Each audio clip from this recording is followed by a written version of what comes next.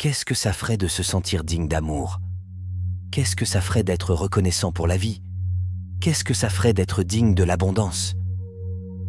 Je vais apprendre émotionnellement à mon corps à quoi cela ressemble avant. La manifestation de l'événement selon lequel vous n'attendez pas que votre vie change pour vous sentir digne. Vous changez réellement votre vie en devenant digne. Vous générez l'abondance. Vous générez de l'amour lorsque vous commencez réellement à élever votre état émotionnel. Votre corps est si objectif qu'il croit réellement qu'il vit dans un tout nouvel environnement. Avant que l'environnement ne change, en d'autres termes, le corps croit qu'il vit dans un tout nouvel environnement. Ce nouvel avenir, vous n'êtes plus en manque ni en séparation. Vous ne cherchez donc plus l'événement pour faire disparaître ce sentiment de manque ou de séparation. Alors vous ne le cherchez pas. On a l'impression que c'est déjà arrivé. Préparez-vous car c'est à ce moment-là que votre vie commence à changer. Je pense que la chose la plus belle et la plus puissante au monde est une pensée répétitive, mais parfois la chose la plus dangereuse au monde est une pensée répétitive. Absolument. Et nous pensons aux plus belles choses que nous créons parce que nous sommes obsédés par cette nouvelle idée et cette nouvelle pensée selon laquelle nous voulons construire quelque chose, mais en même temps nous connaissons d'innombrables personnes qui ils ont chaque jour une pensée qui dit « Je ne suis pas aimable, je suis indigne, je ne mérite pas l'amour dans ma vie ». Si quelqu'un a une pensée négative et répétitive, en particulier concernant sa valeur personnelle, ce qu'il croit mériter en amour, par où a-t-il commencé?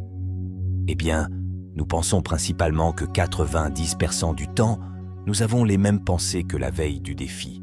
C'est-à-dire que la pensée que vous continuez à réfléchir encore et encore devient une croyance. Et les cellules nerveuses qui se déclenchent ensemble se connectent ensemble. Ainsi, plus les cellules nerveuses se déclenchent, plus elles développent des relations à long terme et plus elles deviennent câblées. Plus ils sont câblés, plus ils sont automatiques. Plus ils sont automatiques, plus ils deviennent inconscients. Ainsi, le processus de changement nécessite vraiment de prendre conscience de vos pensées inconscientes, ce qui signifie que ce n'est pas parce que vous avez cette pensée que c'est nécessairement la vérité. Si vous avez cette pensée et que vous l'acceptez, vous y croyez, vous vous y abandonnez sans l'analyser.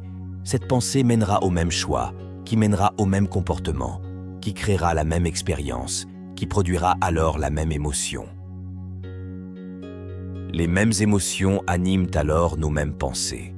Avec le temps, notre biologie, nos neurocircuits, notre neurochimie, nos hormones et même notre expression génétique restent les mêmes parce que nous sommes les mêmes. Donc, dans le processus de changement, lorsque vous vous heurtez à cette croyance inconsciente et que vous la rendez consciente, la plupart des gens se sentent mal à l'aise, lorsqu'ils sont confrontés à cette pensée et ils arrêtent un processus automatique et le corps, qui a été conditionné pour être l'esprit parce qu'il fait quelque chose encore et encore, c'est une habitude, a envie de le faire. Expérience parce qu'il veut l'émotion qui y est associée, n'est-ce pas? Donc la pensée d'être indigne produit le sentiment d'être indigne. Ce sentiment que lorsque la personne se sent indigne a tendance à l'amener à avoir davantage de pensées indignes. Et il suffit d'une pensée et d'un sentiment, d'une image de vous-même et d'une émotion, d'un stimulus et d'une réponse, et vous pouvez conditionner le corps à mémoriser ce comportement et cet état émotionnel mieux que l'esprit conscient. Donc, au moment où nous inhibons cette pensée ou au moment où nous en prenons conscience et que nous ne l'acceptons plus, un désir biologique se produit dans le corps parce que le corps a été conditionné pour être l'esprit. Ainsi, le corps commence à influencer l'esprit pour qu'il pense à des pensées plus correspondantes et égales à ce sentiment. Alors voici l'assaut, et non seulement vous n'êtes pas digne, vous êtes tout le reste. Cela va avec ce sentiment, et c'est là que les gens doivent se décider s'ils veulent vraiment changer, parce que si vous décidez de affronter cette pensée et faites un choix différent, préparez-vous car vous allez vous sentir mal à l'aise. Cela vous semblera inconnu, et il y aura une certaine incertitude parce que vous sortez d'un territoire familier ou que vous sortez du connu et que vous entrez dans l'inconnu. Maintenant,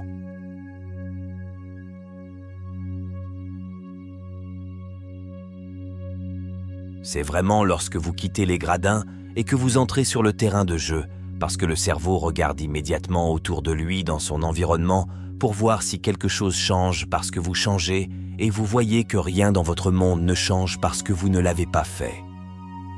Encore complètement changé. Ainsi, au moment où nous cherchons des preuves dans notre vie et que nous ne les voyons pas, tôt ou tard, la plupart des gens acceptent encore cette pensée qui mène au même choix, qui crée le même comportement, qui crée la même expérience, qui produit le même choix, même sentiment. Ensuite, ils disent « Oh, cela me semble bien ». Maintenant, cela vous semble familier parce que vous venez de revenir au moi connu.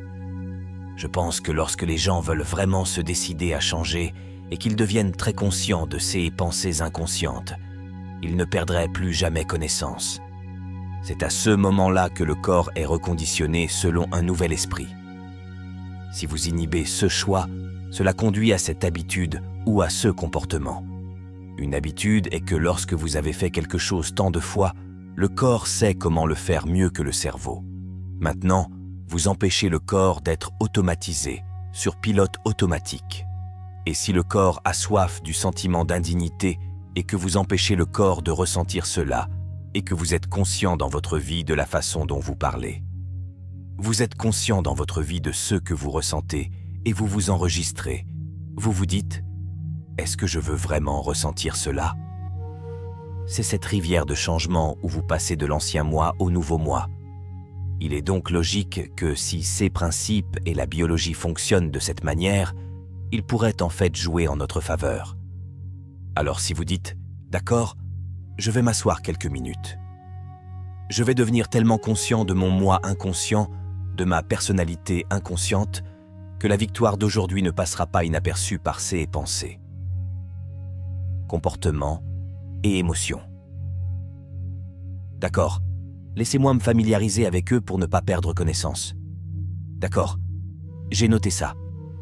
Quelle pensée est-ce que je veux déclencher et connecter dans mon cerveau ? Et si une croyance est une pensée à laquelle vous réfléchissez encore et encore, avec intention et attention, vous activerez ce cortex préfrontal, attribuerez un sens à l'acte et commencerez à installer de nouveaux circuits dans votre cerveau. Si vous continuez à le faire encore et encore, cela devient plus câblé, cela devient plus automatique. Et maintenant, vous installez une nouvelle croyance selon laquelle vous êtes digne d'amour, vous êtes digne de l'abondance. Vous êtes digne de guérir, quoi que ce soit. C'est la pensée en laquelle vous voulez croire. Et quand cela compte le plus, c'est quand c'est le plus difficile. Parce que si vous n'avez pas les circuits en place, vous reviendrez par défaut aux anciens programmes, n'est-ce pas? Alors si vous dites « Comment vais-je me comporter dans mes appels Zoom aujourd'hui? Comment vais-je être dans les embouteillages aujourd'hui? Comment vais-je être avec mon ex, mes collègues de travail ?» Et vous avez commencé à réfléchir et à répéter comment vous alliez agir dans certaines situations. En réalité, le cerveau ne fait pas la différence entre l'expérience réelle et ce que vous imaginez. La recherche sur la répétition mentale montre que le cerveau aura l'air avec le temps qu'il a déjà fait l'expérience et qu'il est vide de l'expérience. Maintenant, continuez à allumer et à câbler ces circuits et vous allez commencer à vous comporter de cette façon. Alors maintenant, vous installez des circuits à utiliser dans votre vie pour que vos comportements correspondent à vos intentions. Avez-vous dit « Qu'est-ce que cela ferait de se sentir digne d'amour ? Qu'est-ce que ça ferait d'être reconnaissant pour la vie ? Qu'est-ce que ça ferait d'être digne de l'abondance ?» Et vous avez dit « Je vais enseigner émotionnellement à mon corps ce que cela ressent avant la manifestation de l'événement. » Vous n'attendez pas que votre vie change pour vous sentir digne. En fait, vous changez votre vie en devenant digne. Vous générez de l'abondance. Vous générez de l'amour. Vous créez une émotion élevée. Maintenant, nos données sont si convaincantes parce que lorsque vous commencez vraiment à élever votre état émotionnel et que vous pouvez vraiment vous verrouiller, vous savez, sur ces émotions élevées, votre corps est si objectif qu'il croit réellement qu'il vit dans un tout nouvel environnement avant le changement d'environnement. En d'autres termes, le corps croit qu'il se trouve dans ce nouvel avenir. Et si l'environnement signale le gène, et c'est le cas, et que le produit final d'une expérience dans l'environnement est une émotion, vous signalez en fait les gènes avant l'environnement et votre corps commencera à être conditionné à un nouvel esprit. Maintenant, réfléchissez-y.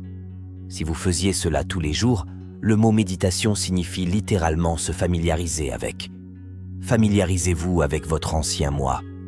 Vous vous familiarisez avec votre nouveau moi et vous dites « Je ne me lèverai pas tant que je n'aurai pas ressenti ce sentiment ». Et puis vous dites « Je veux pouvoir évoquer ce sentiment. Quand je veux. Je vais continuer à me souvenir de ce sentiment encore et encore. Il suffit d'une pensée et d'un sentiment. Une image du futur et une émotion sont un stimulus et une réponse. Vous pouvez conditionner votre corps pour qu'il croie qu'il vit une toute nouvelle vie. Et lorsque vous ressentez les émotions de votre futur, quelque chose d'incroyable se produit. Vous n'êtes plus en manque ou en séparation. Vous ne cherchez donc plus l'événement pour vous enlever ce sentiment de manque ou de séparation. Votre corps croit réellement que c'est dans l'événement. Alors là, tu ne le cherches pas. Tu as l'impression que c'est déjà arrivé. Prépare-toi, car c'est là que ta vie commence à changer.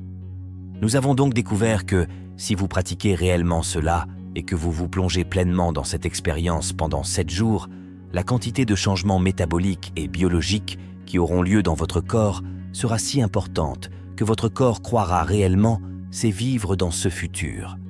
Et pourtant, la plupart des gens qui viennent à nos ateliers se trouvent littéralement dans une salle de bal. Il ne se passe rien de vraiment excitant dans l'environnement, mais leur corps croit qu'ils vivent dans une toute nouvelle vie.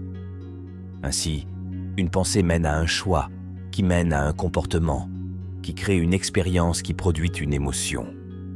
Alors de nouvelles informations, de nouvelles connaissances commencent à vous amener à penser différemment. Si vous parvenez à vous souvenir de cette connaissance et à commencer à faire un choix différent parce que vous voulez expérimenter la vérité de cette information, vous devrez vous comporter différemment. Et lorsque l'expérience se produira et que vous ressentirez le sentiment de votre abondance ou de votre richesse, je vous garantis que vous continuerez à vouloir faire du processus de changement quelque chose de cohérent dans votre vie.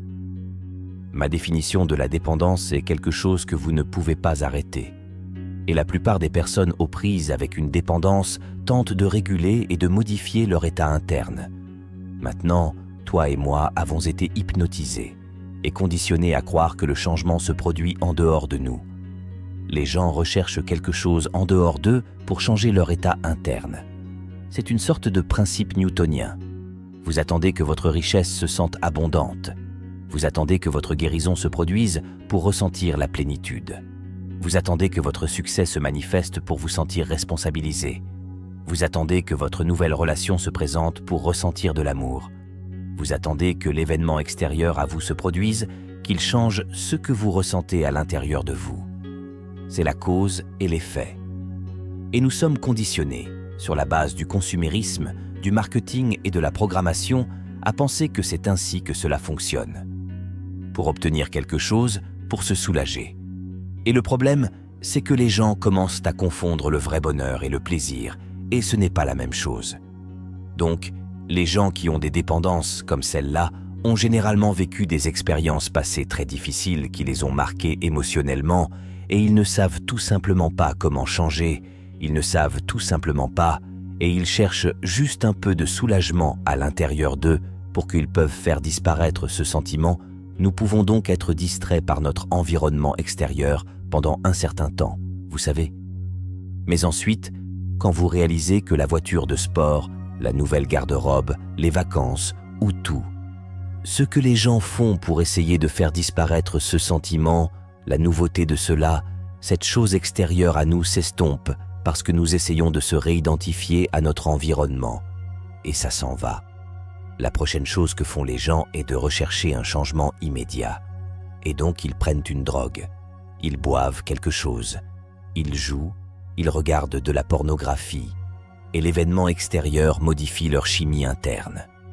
Et dès qu'ils remarquent que la douleur ou le vide disparaît, dès qu'ils ressentent différemment, ils cherchent la cause. Et c'est à ce moment-là que commence l'attachement. Voici cependant le problème. La poussée de changement chimique qui a lieu, les centres du plaisir dans le cerveau, il y a une énorme libération des produits chimiques du plaisir et la libération, l'intensité de la libération de ces produits chimiques commence à désensibiliser les sites récepteurs dans le cerveau. Donc, à mesure que les substances chimiques du cerveau, sont libérées et que les sites récepteurs deviennent désensibilisés, la prochaine fois que vous jouerez, la prochaine fois que vous prendrez de la drogue, la prochaine fois que vous ferez des courses, vous aurez besoin d'un peu plus la prochaine fois. Temps. Alors, ce qui se passe, c'est que les centres de plaisir commencent à être recalibrés à un niveau de plus en plus élevé. Donc, vous aurez toujours besoin de plus pour faire disparaître ce sentiment. Cela me semble être une dépendance. Et ainsi, les gens se perdent parce que sans la dépendance à l'égard de cette substance externe, le corps, qui est devenu l'esprit, a soif de soulagement. Il y a donc réellement dépendance lorsque le corps est l'esprit. Alors, vous pouvez dire avec votre esprit conscient, « Je veux arrêter de boire. Je veux abandonner la pornographie. Je veux abandonner le jeu. Je veux abandonner le shopping. Je veux y renoncer consciemment. » Mais le corps a été conditionné par le passé inconsciemment. Et maintenant, le corps est l'esprit. Aujourd'hui, personne n'a dit aux gens que le véritable changement pouvait se produire en eux-mêmes. Et ainsi, quand les gens commencent à réaliser qu'il y a un fossé entre le monde extérieur et la façon dont ils se présentent au monde, et leur attention sur le monde extérieur et leur attention sur leur monde intérieur et ce qu'ils ressentent réellement, et s'ils passent la majorité de leur temps à chercher du changement à l'extérieur d'eux, et ils ne veulent pas regarder ce sentiment, tout ce qu'ils veulent faire, c'est faire disparaître ce sentiment. Ils vont se retrouver dans des ennuis. Le véritable changement se produit donc lorsque vous commencez à regarder à l'intérieur et que vous devenez conscient de vos pensées inconscientes. En neurosciences, cela s'appelle la métacognition. Vous prenez conscience de vos habitudes et de vos comportements inconscients, et vous regardez ces émotions liées aux expériences passées et vous vous permettez de les observer. Alors, réfléchissez-y. Si 95% de ce que nous sommes à l'âge de 35 ans sont ces états-programmes, au moment où vous observez comment vous pensez, comment vous agissez et comment vous vous sentez, cela signifie que vous n'êtes plus le programme. Vous êtes maintenant une conscience observant le programme et vous commencez à objectiver votre moi subjectif. Vous vous voyez à travers les yeux de quelqu'un d'autre. Il s'avère que la taille du lobe frontal, le couronnement de l'être humain, 40% de l'ensemble de notre cerveau, c'est ce qui nous différencie de toutes les autres espèces. C'est le patron, c'est le PDG, c'est la conscience, c'est le centre créatif. C'est ce qui spécule sur les possibilités, c'est ce qui apprend de ses erreurs, c'est ce qui a une intention, une attention, régule et contrôle les comportements et les réactions émotionnelles. Lorsque votre cerveau antérieur commence à s'activer, lorsque cela commence à se produire, vous commencez maintenant à en prendre conscience. En tant que cadre dans votre vie, vous commencez à avoir plus de contrôle sur votre vie. Si vous vivez principalement en tant que corps-esprit, alors le cerveau postérieur recherche un soulagement chimique. Ainsi, le simple fait que vous puissiez commencer à observer qui vous êtes signifie que vous pouvez modifier qui vous êtes pour faire un meilleur travail dans la vie. C'est difficile parce que nous sortons d'un moule biologique. C'est difficile parce que la plupart des gens ne savent pas qu'ils ont tous les outils à leur portée. Je peux vous dire qu'une forte majorité de personnes prennent encore le placebo, qui font encore leur changement. Parce que nous savons que, comme dans une étude sur la maladie de Parkinson, vous donnez un placebo aux patients atteints de la maladie de Parkinson et plus de 50% d'entre eux, leurs tremblements intentionnels disparaissent. Mais si vous prenez ces personnes après qu'elles ont produit 200 fois plus de dopamine en recevant une injection de solution saline ou d'eau distillée, elles produisent leur propre dopamine. La maladie de Parkinson est une carence en dopamine. Quand ils reviennent à leur vie, qu'ils voient leurs soignants, qu'ils jouent aux échecs avec leurs amis, qu'ils voient leurs femmes, ou qu'ils dorment dans le même lit, ou quoi que ce soit. Leur réalité personnelle crée leur personnalité, leur rappelant qui ils sont. Leur maladie revient, car ils retrouvent la même identité. Nous savons donc que c'est comme sortir d'une cure de désintoxication et retourner directement dans leur environnement. Exactement, et c'est à quel point l'environnement est fort. Ainsi, nos étudiants, qui continuent à faire le travail, continuent de bénéficier, de maintenir et de produire davantage de changements. Maintenant, c'est la majorité de nos étudiants, parce que nos étudiants sont engagés. Mais nous avons des étudiants qui n'y arrivent pas. Pourquoi? Parce que nous faisons quelque chose qui est inconnu. Nous faisons quelque chose, tout le monde ne le fera pas. Genre, tout le monde ne va pas finir le kilomètre. Tout le monde ne fera pas le voyage jusqu'au sommet de la montagne. Vous savez, c'est un voyage. Et donc, nous demandons alors aux gens, ceux qui ont eu des maladies ou des affections chroniques. D'ailleurs, la majorité d'entre eux se portent encore exceptionnellement bien. Certains d'entre eux ont eu un retour de la maladie. Et ce que nous leur demandons de faire, c'est de mesurer. Tous les 3 ou 6 mois, vous mesurez. Pourquoi? Parce qu'il ne s'agit pas ici de déni, il s'agit de savoir. Alors, les gens qui ont eu certaines pathologies reviennent, on leur demande de mesurer, puis on leur demande de recommencer. Et si leur valeur ne change pas, nous leur demandons d'intervenir avec d'autres moyens médicaux ou tous ceux dont ils ont besoin pour s'améliorer. Donc, ceux qui ont eu des guérisons, cependant, la majorité d'entre eux se portent toujours exceptionnellement bien. Certains d'entre eux qui arrêtent de prendre le placebo ou qui commencent, perdent leur emploi, perdent leur mère, perdent la vie, deviennent stressés et retournent à leur ancien moi. Eh bien, ce n'est qu'une question de temps lorsque nous commencerons à voir certaines de ces conditions revenir. Ce qui arrive aux êtres humains, c'est que chaque pensée a une fréquence. Chaque pensée produit un produit chimique.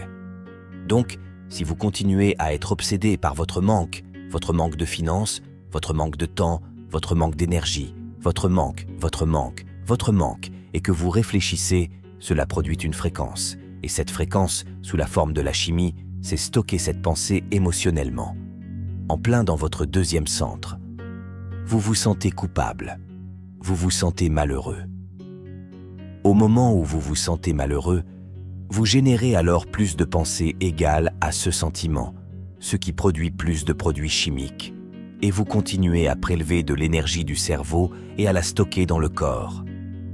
Si vous réagissez aux gens dans votre vie et que vous ressentez de la colère, de la frustration, qu'il s'agisse de la circulation, des informations ou quoi que ce soit, vous puisez dans ce champ électromagnétique, vous exploitez cette ressource et vous êtes en faire de la chimie et le domaine se rétrécit. Alors maintenant, en faisant cela et en vivant dans la survie, le corps n'est plus un aimant. Alors maintenant, vous avez très peu d'énergie dans le cerveau. En fait, 5% de l'énergie se trouve dans le cerveau et 95% sont stockés dans le corps. Maintenant, le corps a été conditionné émotionnellement.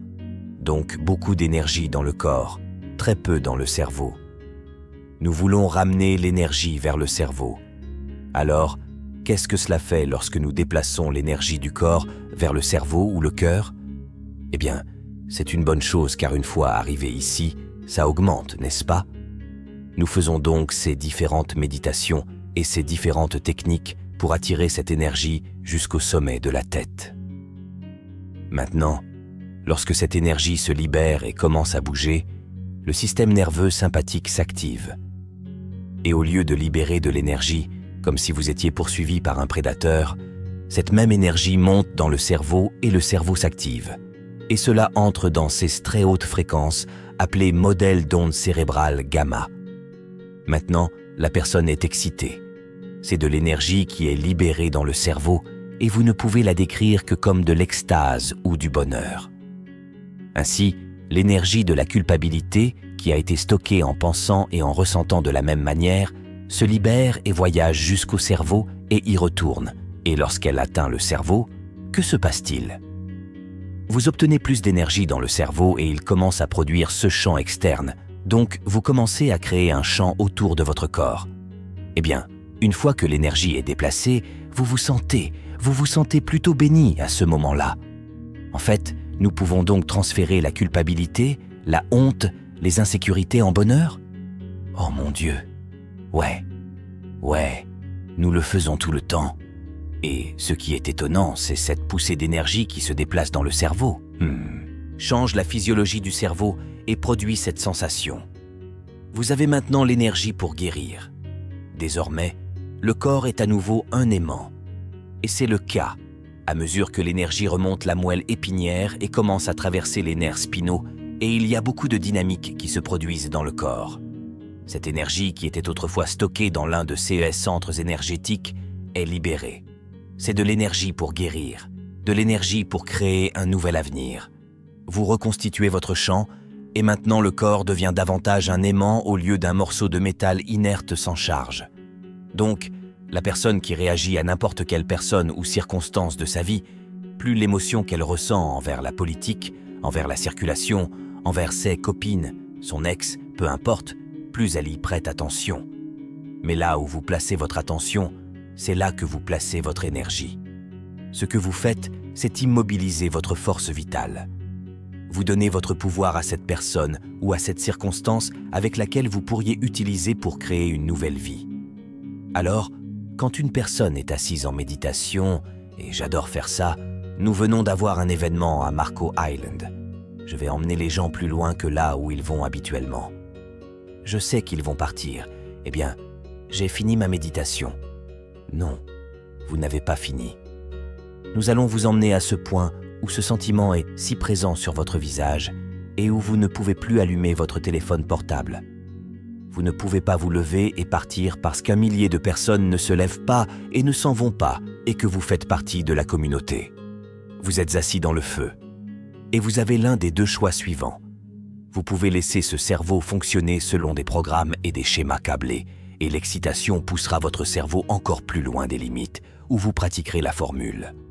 Et à mesure que vous baissez le volume de cette émotion, vous allez détourner votre attention de cette personne ou de ce problème. Et devinez quoi? Voici que l'énergie vous revient. Vous reprenez votre pouvoir. Et maintenant, vous construisez votre champ de cette façon. Et lorsque cela se produit, l'énergie commence à monter dans le cœur. Une fois arrivé au cœur, il va au cerveau. Alors on commence à voir des gens. Leur cœur s'ouvre naturellement. Et toutes les choses qu'ils pensaient vouloir quand ils sont venus à l'événement, ils ne veulent plus parce qu'ils ont l'impression de l'avoir, parce qu'ils ont l'impression d'avoir eu le sentiment avant l'expérience, de sorte qu'ils se sentent si entiers qu'ils ne les veulent. Et ils ne cherchent plus leur avenir. Vous ne le recherchez que lorsque vous ressentez un manque, lorsque votre corps est conditionné émotionnellement vers le futur. Pourquoi le chercheriez-vous alors que vous avez l'impression que c'est déjà arrivé ? Maintenant, c'est là que ça devient bizarre, parce que maintenant les choses commencent à venir à vous, et tu n'en as plus besoin. Quand il s'agit de vous, vous dites « Oh voilà, prends-le, je n'en veux pas. Je voulais juste savoir que je pouvais le créer. » Les gens créent beaucoup de richesses dans nos événements. Ouais. Et la première chose que font beaucoup de gens, c'est de dire « Je t'achète une croisière. Je t'achète ta voiture. Oh maman, je t'offre cette maison. » Pourquoi font-ils ça ? Parce qu'ils sont tellement excités, ils se sentent tellement incroyables, et ils pensent que je pourrais refaire ça.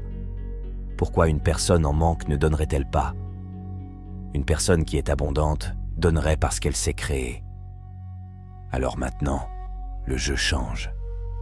Il ne s'agit plus de soi, et vous le faites parce que vous savez que vous pouvez le créer. Alors maintenez cet état lorsque vous êtes amoureux. Oui, et tu es amoureux. Amoureux. Non, vous ne le cherchez pas. Vous ne le cherchez pas. Vous seriez en manque. Quand on est amoureux, il n'y a rien à faire. Vous êtes amoureux. Vous êtes l'aimant.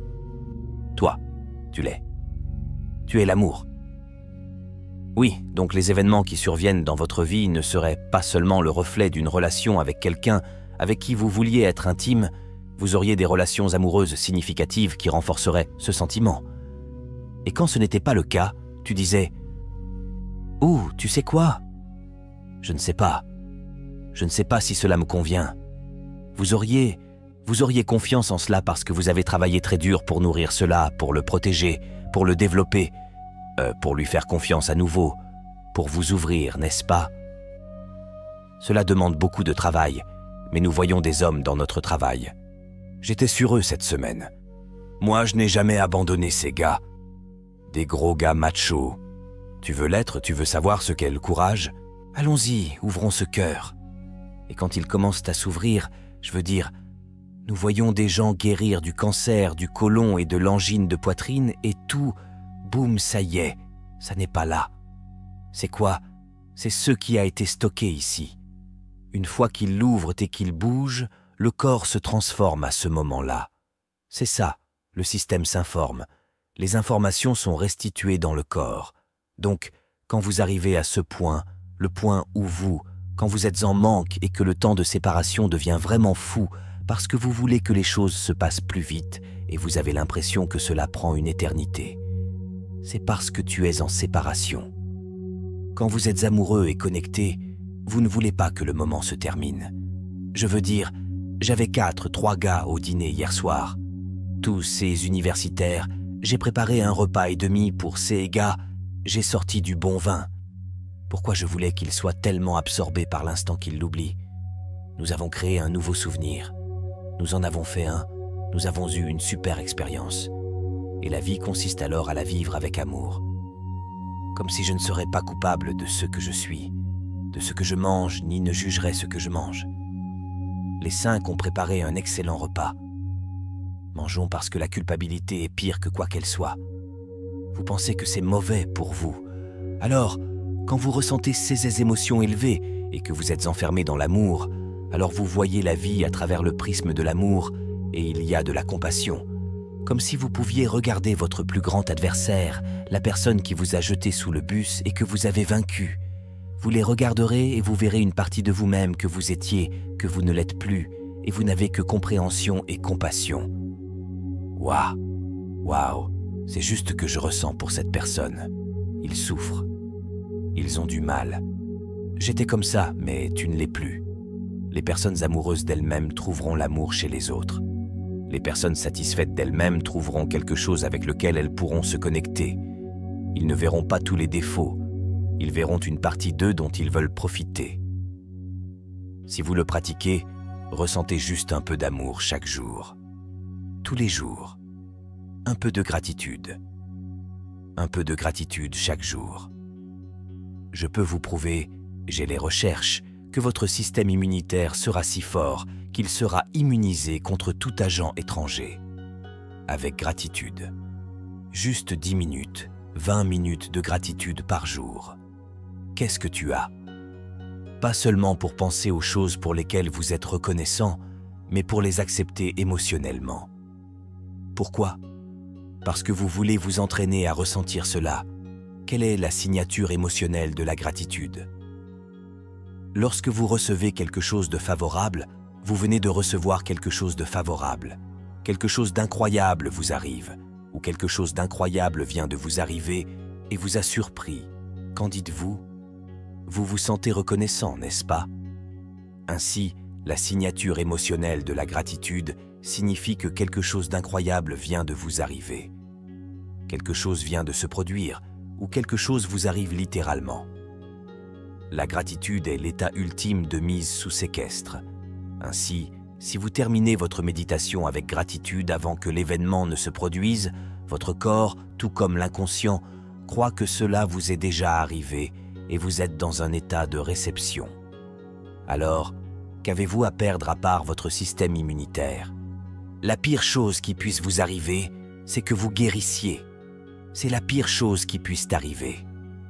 Oui, certaines personnes se réveillent le matin. Votre cerveau est un enregistrement du passé. La première chose qu'ils font est de réfléchir à leurs problèmes. Ces problèmes sont des souvenirs gravés dans le cerveau et liés à certaines personnes, certains objets, certaines choses à un moment et à un lieu donné. Dès qu'ils se réveillent le matin et qu'ils pensent à leurs problèmes, ils pensent au passé. Chacun de ces problèmes, depuis que nous l'avons vécu, est associé à une émotion. Et puis, tout d'un coup, vous vous réveillez. Ils commencent à se sentir malheureux. Au moment où ils se sentent malheureux, leur corps appartient désormais au passé, parce que les pensées sont le langage du cerveau et les sentiments sont le langage du corps. Donc, au moment où ils commencent à ressentir ces sentiments, leur corps appartient désormais au passé. Alors maintenant, ils reviennent et ils ont commencé avec une table rase, ils n'ont rien ressenti et puis ils se disent « Je me sens à nouveau malheureux, d'accord, je suis de nouveau à moi-même. » Ah, parce qu'ils préfèrent se sentir malheureux, puis ne rien ressentir. Donc, naturellement, le vide de cette émotion influence le corps, l'esprit, le cerveau pour qu'ils pensent afin qu'ils produisent les produits chimiques nécessaires à ces sensations. Certaines personnes se réveillent le matin et ne ressentent rien, et puis tout d'un coup, elles recherchent juste ce sentiment. Certaines personnes ont juste besoin d'une pensée pour le faire. Certaines personnes évoqueraient simplement ce sentiment, n'est-ce pas? Donc, certaines personnes ont des émotions qui influencent leurs pensées. Certaines personnes sont plus analytiques. Ils ont des pensées qui influencent les sentiments, mais c'est une boucle, non? C'est ce cycle de pensée et de ressenti. Chaque pensée produit un produit chimique. Ainsi, s'ils ont une pensée malheureuse, ils se sentent malheureux. S'ils ont une pensée critique, cela produit des produits chimiques qui vous polarisent, n'est-ce pas? Alors, plus les émotions que nous ressentons sont fortes. Parmi les problèmes et les conditions de notre vie, plus nous nous sentons modifiés à l'intérieur de nous, plus nous prêtons attention à ce qui les cause à l'extérieur de nous. Donc, si vous vivez un événement dans votre vie, une expérience dans votre vie qui a une forte charge émotionnelle et que vous ne vous sentez pas comme vous êtes normal, vous sentez ce système d'alarme se déclencher. Vous allez vous concentrer sur la cause et le cerveau va prendre un instantané, et cela s'appelle une mémoire à long terme, n'est-ce pas? Alors, ce que les gens ne savent pas, c'est que chaque fois qu'ils pensent à cet événement, ils produisent la même chimie dans leur cerveau et leur corps que si l'événement se produisait à ce moment-là, Ainsi, l'événement hautement chargé produit en fait l'émotion, et le corps sont si objectifs qu'ils ne font pas la différence entre l'expérience réelle qui crée l'émotion et l'émotion que la personne fabrique par la seule pensée. Le corps croit. C'est tellement objectif. C'est croire que l'on vit dans la même expérience environnementale. Alors, les événements forts, très chargés en émotions, certaines personnes pensent à leur ex, et penser à cette personne les rend malades, les fait se sentir déséquilibrés. Il vous suffit donc d'une image, et une émotion, une pensée et un sentiment, un stimulus et une réponse, et vous conditionnez émotionnellement votre corps dans le passé. Alors maintenant, les souvenirs, et ce n'est plus dans le cerveau maintenant, c'est dans le corps, d'accord? Astérisque. Alors maintenant, cette pensée de cette personne crée en fait une réponse dans le corps qui consomme de l'énergie pour la croissance et la réparation. Consommez l'énergie du corps pour créer, car en survie, ce n'est pas le moment de créer. En survie, il est temps de courir, de se battre et de se cacher. Le problème est que cela devient un programme subconscient. Ce n'est plus un processus conscient. C'est maintenant un processus subconscient. Alors maintenant, le corps a été conditionné au ressentiment, au malheur, à la peur, à l'anxiété, quoi que ce soit. Donc, dans un sens, la personne se rend malade par la seule pensée. Leurs pensées les rendent littéralement malades. Donc, le problème est que maintenant le corps est conditionné dans le passé, et c'est l'esprit. Le corps devient émotionnellement l'esprit. Alors maintenant, toute cette énergie est stockée dans le corps. Et maintenant, la personne doit maintenant quitter son malheur et s'avancer vers l'inconnu. Ils doivent sortir des sentiments familiers qui les ont définis. Alors ils diront « Je ne peux pas vraiment ressentir de joie, je ne peux pas vraiment ressentir d'amour. » Et ce qu'ils disent en réalité, c'est que j'ai tellement conditionné mon corps émotionnellement dans le passé que je ne peux rien ressentir d'autre que ce que je sais. Les produits chimiques de survie déséquilibrent en fait votre cerveau et votre corps. Vous êtes déséquilibré. Équilibre à ce moment-là. Et si vous continuez ainsi, le déséquilibre devient désormais le nouvel équilibre. Et maintenant, tu es modifié émotionnellement. Entraînez-vous à être si présent dans l'instant présent que vous n'anticipez pas le moment suivant ou n'essayez pas de prédire l'avenir.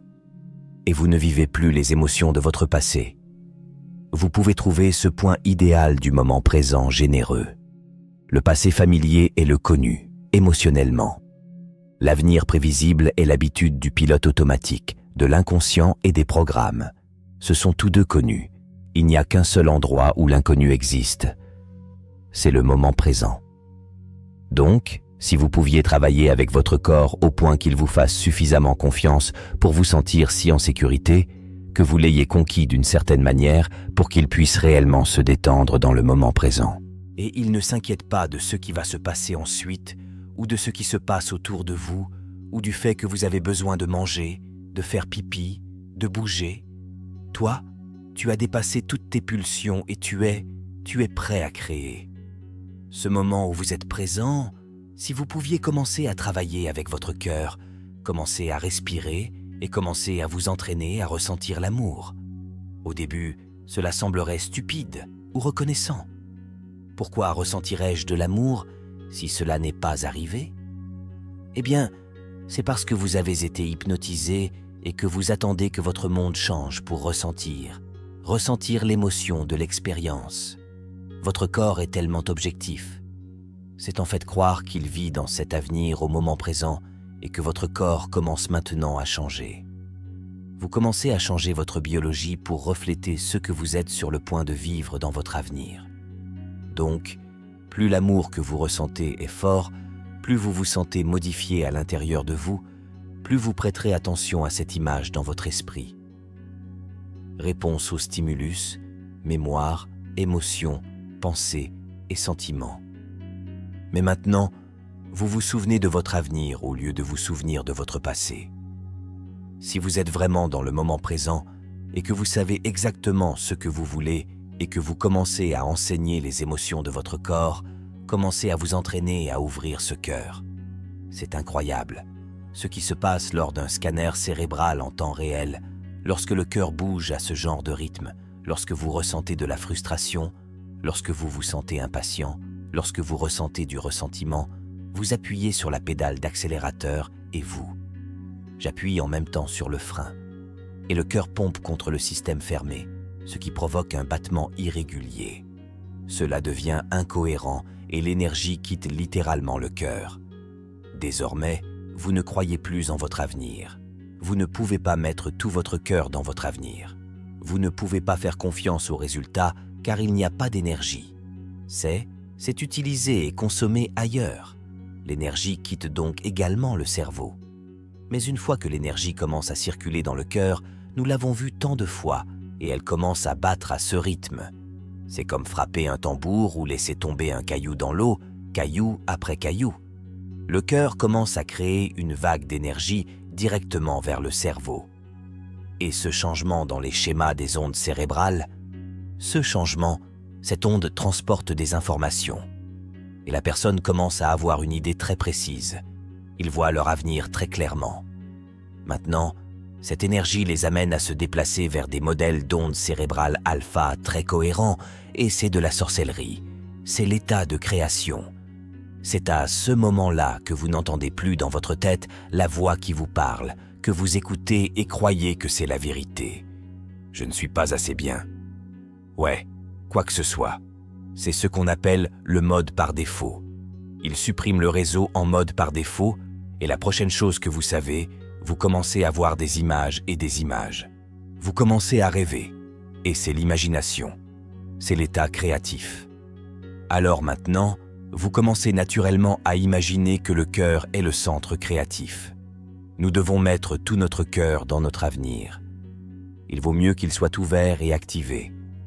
Alors maintenant, lorsque vous commencez à tomber amoureux de votre avenir, l'ocytocine est libérée dans le cerveau et dans le cœur. L'ocytocine signale l'oxyde nitrique.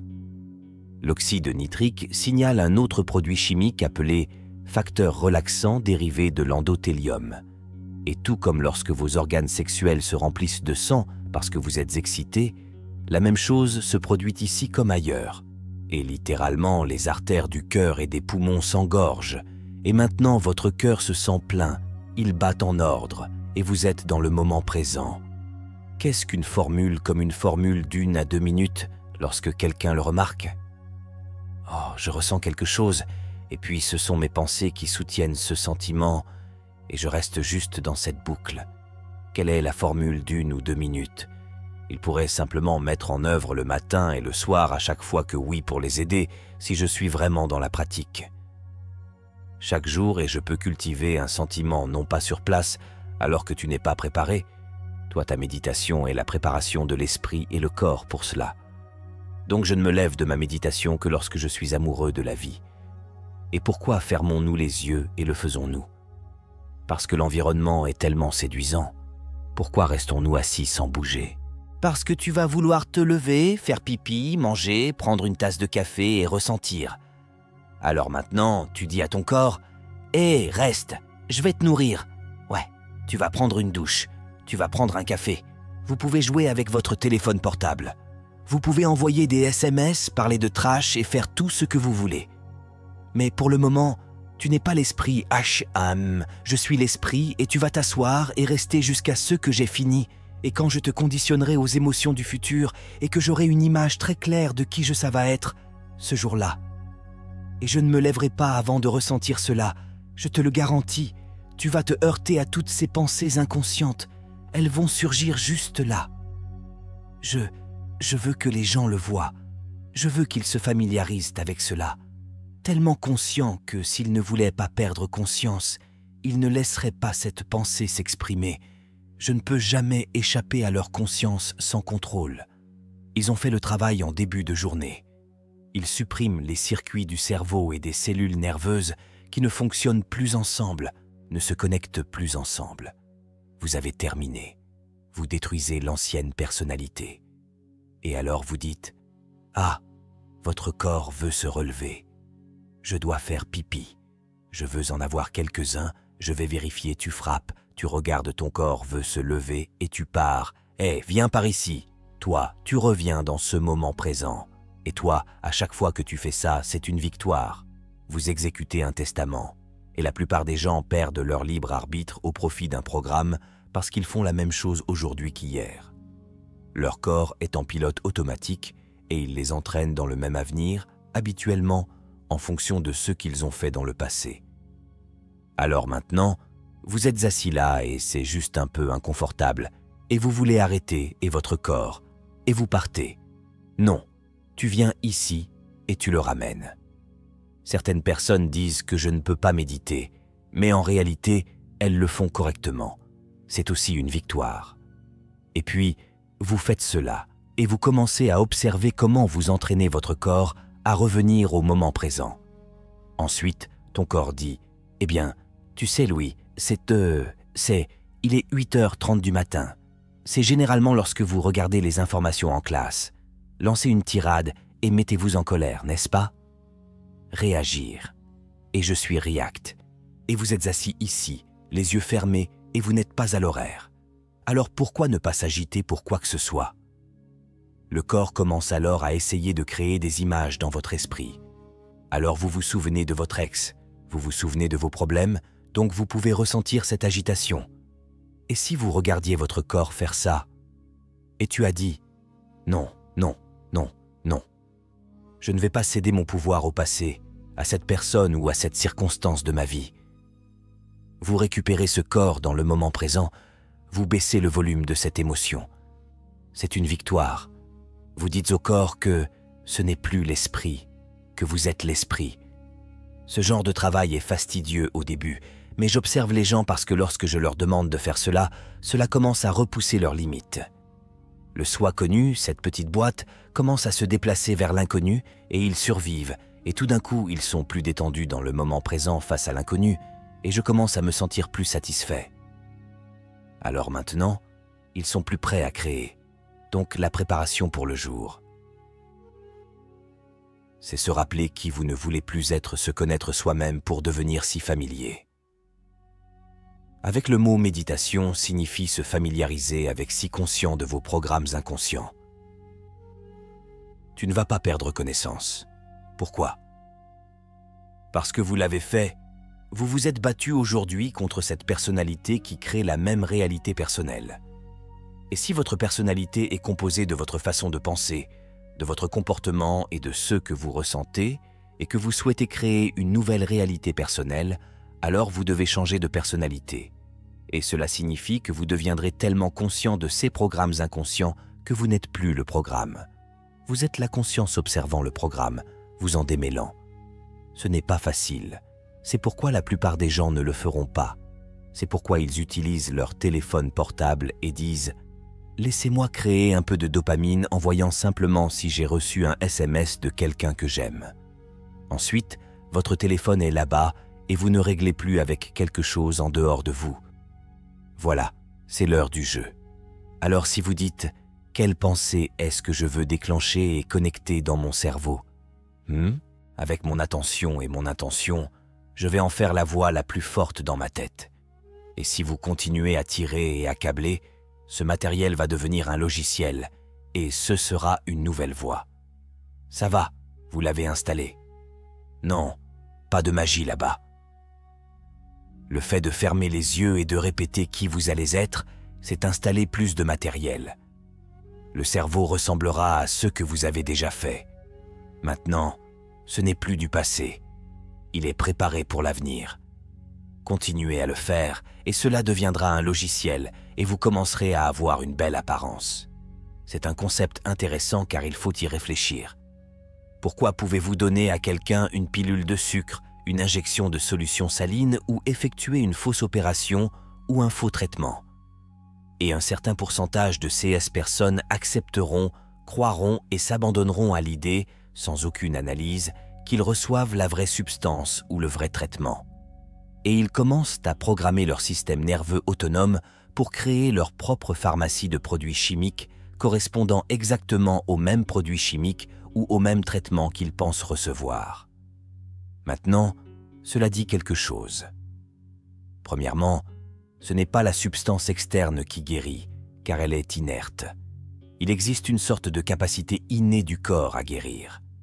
Et il existe une certaine corrélation entre l'esprit et le corps. Cette pilule représente donc une possibilité pour la personne. Et donc si vous y réfléchissez, quand ils voient la pilule, ils sont conditionnés à penser que cette pilule peut faire quelque chose de bien pour eux. Ainsi, dans une étude sur la dépression, par exemple, 3 personnes sur 4 qui prennent un placebo et une étude sur la dépression se rétablissent. Maintenant, c'est 75%. Ce qui signifie que lorsque cette personne voit la pilule, celle-ci représente pour elle un espoir, une possibilité.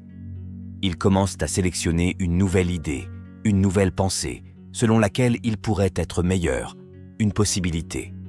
Cela s'appelle une intention claire. Certaines personnes commenceront à être inspirées, enthousiastes, excitées.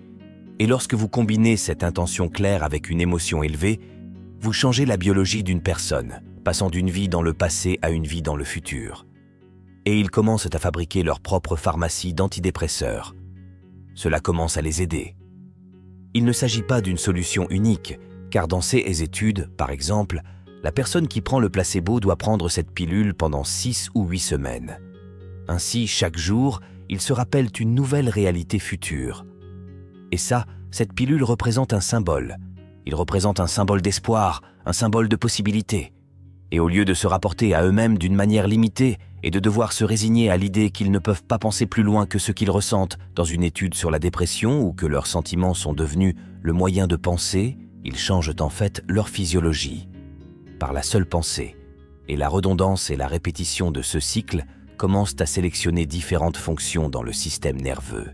Et votre système nerveux est la meilleure pharmacie ou producteur de médicaments au monde et commence à sélectionner de nouveaux gènes et à instruire de nouveaux gènes pour que la biologie d'une personne commence à changer. Et si vous continuez à frapper à la porte de la génétique, il est fort possible que vous puissiez programmer un gène ou réguler positivement un gène pour faire quelque chose de pire. Eh bien, et un gène régulé négativement pour l'éteindre. Mon intérêt est donc de comprendre comment fonctionne le placebo. Comment ça marche? Une fois que vous aurez compris comment cela fonctionne, serez-vous capable de l'enseigner? Car avez-vous besoin de la pilule de sucre pour passer à un nouvel état d'être? Ou pouvez-vous apprendre à une personne à sélectionner un inconnu? Au lieu d'un connu et sélectionner continuellement cet inconnu, et embrasser émotionnellement cet avenir avant que l'événement ne se produise. À tel point que le corps et l'esprit inconscient. Il commence à croire qu'il vit dans cette réalité future au moment présent. Et si la personne fait cela, c'est comme prendre le placebo pendant 6 semaines, modifie leur état d'être chaque jour.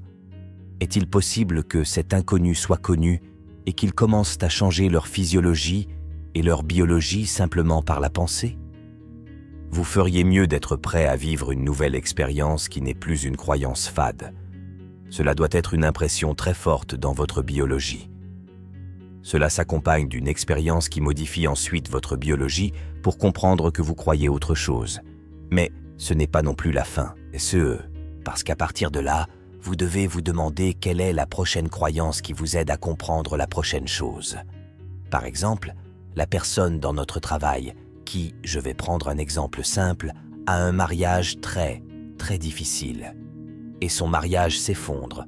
Son mari était violent et vivait sous les hormones du stress pendant une période prolongée. Bien sûr, toute son énergie est consacrée à une menace dans son environnement extérieur. Elle n'a aucune énergie dans son environnement interne pour croître et se réparer. Pas d'énergie pour les projets de construction à long terme. Là, le corps est en vigilance. C'est toujours anxieux. Elle s'attend tout le temps à ce que quelque chose de grave se produise. Et elle a des allergies alimentaires à tout. Elle est allergique à son environnement. Elle vient à l'événement, elle fait le travail. Cela lui prend 3 mois. Et tout d'un coup, lors d'un événement, elle fait une percée. Et elle mange tout ce qu'elle veut. Maintenant, elle a changé sa croyance sur son passé parce qu'elle ne dit plus « Je suis ainsi à cause de ma relation avec mon mari ». Vous voyez, parce que quand vous dites « Je suis comme ça parce que j'ai eu un père violent », « Je suis comme ça parce que j'ai eu un mariage difficile », « Je suis comme ça parce que j'ai été viré de mon travail », ce que vous dites, c'est que cela n'a pas changé émotionnellement depuis cet événement. Et maintenant, vous envisagez votre avenir à travers le prisme du passé. Lorsque vous surmontez cet état émotionnel, un souvenir sans charge émotionnelle est appelé sagesse. Maintenant, vous êtes prêt à créer un nouvel avenir. Car si vous êtes toujours attaché à l'émotion, vous êtes toujours attaché au passé et vous ne pouvez pas créer d'avenir. Et tout d'un coup, la personne subit une transformation. Elle a un changement. Elle sait qu'elle est libérée de cette anxiété. Elle le sent. Et en conséquence, en quelques instants, sa biologie se retravaille, s'organise dans un nouvel esprit et maintenant, elle mange. Je la regarde manger de la pizza. Je la regarde manger un hamburger, elle rit. Elle est soutenue, mais ce n'est pas la fin parce que si elle s'est guérie elle-même. Alors la question suivante est, je comprends la physique et la biologie de ce que j'ai fait. Est-ce possible si je me guéris, mais je peux guérir une autre personne, croient vraiment que leurs signes astrologiques déterminent leur destin, alors ils rechercheront en fonction de leur perception la corrélation qui sont égales à leur système de croyance. Je ne crois pas particulièrement cela parce que je suis né à un certain moment quand il y a une certaine maison. Cela a quelque chose à voir avec le fait que je crée la vie que je veux avoir. Tant de gens le feront et parce qu'ils le feront, ils choisiront seulement comme « Oh, j'ai vu 11h11 sur l'horloge ». Alors c'est votre réalité parce que c'est là que se trouve votre attention, n'est-ce pas? Donc, je ne souscris pas à cela, mais je respecte cela parce que cette personne va garder cette croyance jusqu'à ce qu'elle ne lui serve plus, et soit elle va faire évoluer sa croyance, soit elle ne le fera pas. Et s'ils ne le font pas, qu'il en soit ainsi. Mais s'ils le font, ils se rendront compte tôt ou tard que cela ne fonctionne pas pour eux. J'ai actuellement certaines croyances que je remets honnêtement en question et que je considère toujours comme des croyances limitées. Mais pour que je puisse changer ces croyances, je vais devoir sortir de mon état de repos, sortir dans l'inconnu et vraiment vérifier pour voir et exécuter d'une manière très différente. Je peux vous dire qu'une forte majorité de personnes prennent encore le placebo, qui sont encore en train de faire leur changement parce que nous savons que nous aimerions que dans une étude sur la maladie de Parkinson, vous donniez un placebo aux patients atteints de la maladie de Parkinson et que plus de 50% d'entre eux, leurs tremblements d'intention disparaissent. Mais si vous prenez ces personnes après qu'elles ont produit 200 fois plus de dopamine en recevant une injection de solution saline ou d'eau distillée, elles produisent leur propre dopamine. La maladie de Parkinson est une carence en dopamine. Lorsqu'ils reviennent à leur vie, qu'ils voient leurs soignants, qu'ils jouent aux échecs avec leurs amis, qu'ils voient leurs femmes, ou qu'ils dorment dans le même lit, ou quoi que ce soit, leur réalité personnelle crée leur personnalité, leur rappelant qui ils sont. leur maladie revient, car ils retrouvent la même identité. Et c'est à quel point l'environnement est fort. Ainsi, nos étudiants qui continuent à faire le travail continuent de bénéficier, de maintenir et de produire davantage de changements. Maintenant, c'est la majorité de nos étudiants, parce que nos étudiants sont engagés. Mais nous avons des étudiants qui n'y parviennent pas. Pourquoi? Parce que c'est que nous faisons quelque chose qui est inconnu. Nous faisons quelque chose, tout le monde ne le fera pas. Genre, tout le monde ne va pas finir le kilomètre. Tout le monde ne fera pas le voyage jusqu'au sommet de la montagne. Vous savez, c'est un voyage. Et donc, nous demandons alors aux gens, ceux qui ont eu des maladies ou des affections chroniques. D'ailleurs, la majorité d'entre eux se portent encore exceptionnellement bien. Certains d'entre eux ont connu un retour de la maladie. Et ce que nous leur demandons de faire, c'est de mesurer. Tous les 3 ou 6 mois, vous mesurez. Pourquoi? Parce qu'il ne s'agit pas ici de déni. Il s'agit de savoir. Alors, les gens qui ont eu certaines pathologies reviennent, on leur demande de mesurer et ensuite on leur demande de recommencer. Et si leurs valeurs ne changent pas, nous leur demandons d'intervenir avec d'autres moyens médicaux ou tous ceux dont ils ont besoin pour s'améliorer. Ainsi, ceux qui ont eu des guérisons, la majorité d'entre eux se portent toujours exceptionnellement bien. Certains d'entre eux qui arrêtent de prendre le placebo ou qui commencent, perdent leur emploi, perdent leur mère, perdent la vie, deviennent stressés et retournent à leur ancien moi. Eh bien, ce n'est qu'une question de temps quand nous commencerons à voir certains de ces changements. Les gens viennent à notre travail pour toutes sortes de raisons. Certaines personnes, comme vous l'avez dit, ont des problèmes de santé. Certaines personnes veulent créer un nouvel emploi, une nouvelle carrière, une nouvelle relation. Certaines personnes ont soif d'une expérience mystique. Certaines personnes veulent simplement comprendre la vie sous un angle différent. Et je pense que la science est devenue le langage contemporain du mysticisme. Je pense que c'est la science qui démystifie le mystique. La science est les deux.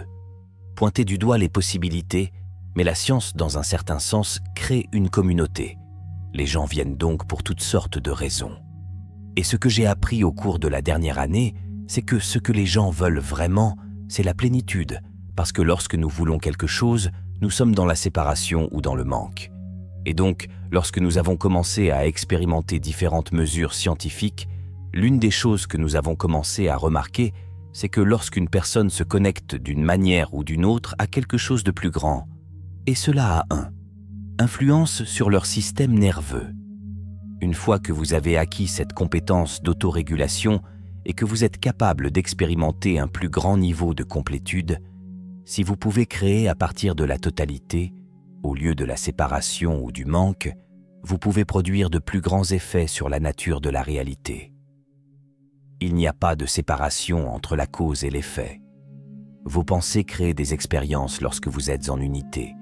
Ce qui se passe entre la cause et l'effet s'appelle le temps. Alors pourquoi pas? Entraînez-vous à raccourcir le temps ou l'intervalle entre la cause de la pensée et l'effet de l'expérience. Et lorsque vous commencez à voir quelque chose apparaître dans votre vie, vous commencez à devenir plus gentil, plus attentionné, plus aimant, plus conscient, plus présent parce que vous vous sentez plus entier. Je veux qu'ils apprennent la formule sur la façon de guérir. Je veux qu'ils apprennent la formule sur la façon de créer la réalité. Je veux qu'ils apprennent la formule selon laquelle il existe une porte vers d'autres dimensions qu'ils peuvent créer indépendamment de toute substance exogène et libérer des systèmes latents dans le cerveau qui leur font réaliser qu'ils ne sont pas un être linéaire vivant une vie linéaire. C'est un être dimensionnel vivant une vie dimensionnelle et il suffit d'une de CIS expériences où vous subissez une altération de votre identité pour que vous ne puissiez plus redevenir la même personne. Une fois que vous pouvez dépasser votre attention sur votre corps, dépasser votre attention sur différents objets, personnes et choses à certains moments et endroits de votre environnement, sans anticiper l'instant suivant ni vivre dans le passé. Lorsqu'une personne peut devenir transcendantale, au-delà de son identité, elle commence à passer par un trou d'aiguille et c'est sa connexion à ce champ unificateur, ce champ d'énergie invisible qui relie en fait tout ce qui est physique et matériel, et vous pouvez. N'utilisez pas vos sens lorsque vous y êtes. En fait, lorsque vous y êtes, il y a toute une autre série de règles. Pour exécuter, il n'y a nulle part où aller. Chaque pensée a une fréquence et être capable de créer à partir de cet endroit est la raison pour laquelle nous sommes ici.